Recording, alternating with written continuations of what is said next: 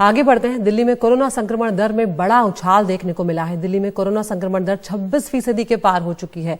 4 अप्रैल को कोरोना संक्रमण दर 15% से ज्यादा थी, यानी एक ही दिन में 11% का उछाल आ चुका है। यानी कि अगर अब 100 लोगों के टेस्ट किए जाते हैं तो उसमें से 26 लोग जो हैं वो पॉजिटिव पाए जाएंगे। ये इस तेजी से रफ्तार जो है पॉजिटिविटी की बढ़ी है।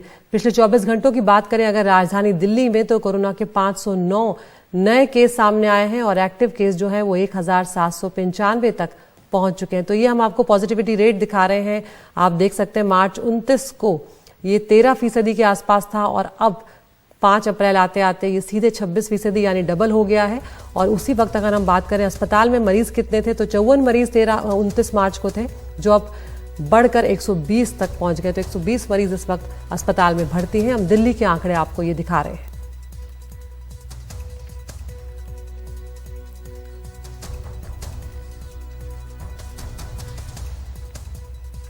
और अगर महाराष्ट्र की अब बात करते हैं हम यहाँ पर कि किस तरह से दिल्ली और महाराष्ट्र दोनों ही राज्य ऐसे हैं जो चिंता का सबब बने हुए हैं। महाराष्ट्र में कोरोना वायरस के 569 नए मरीज सामने आए और 24 घंटों में 2 लोगों की जान भी गई है। महाराष्ट्र में कोरोना के एक्टिव केस 3874 हो चुके हैं। चिंता की बात यह है कि महाराष्ट्र में पिछले 16 दिनों में 23 लोगों की जान जा चुकी है, जो कहीं ना कहीं अब परेशान कर रही है। और बार बार यही संकेत मिल रहे हैं कि अब लापरवाही बिल्कुल ना बढ़ती जाए, एहतियात बढ़ती जाए। हम दिखा रहे हैं आपको हमारी सहयोगी पूजा भारद्वाज की रिपोर्ट। मास्क पहनने का आदेश फिर लौटा है। महाराष्ट्र के सतारा जिले में मंगलवार को कोविड से हुई 2 मौतों के बाद सरकारी, अर्ध सरकारी कार्यालयों, बैंकों में मास्क पहनना अनिवार्य कर दिया गया है। जहां पर की काफी भीड़ जमा होती है, जहां पर की काफी सारे लोग एक साथ आते हैं, तो ऐसी जगहों पर मास्क की हमने अनिवार्यता कर दी है। मास्क पहनना ऐसी सब जगहों पर अनिवार्य किया गया है। जितना भी हमारी शासकीय और प्राइवेट में जितना भी हॉस्पिटल्स हैं, उन सबको भी अलर्ट पर किया गया है और अपने पास जितने भी बेड्स हैं वो दोबारा से एक्टिवेट किए गए हैं।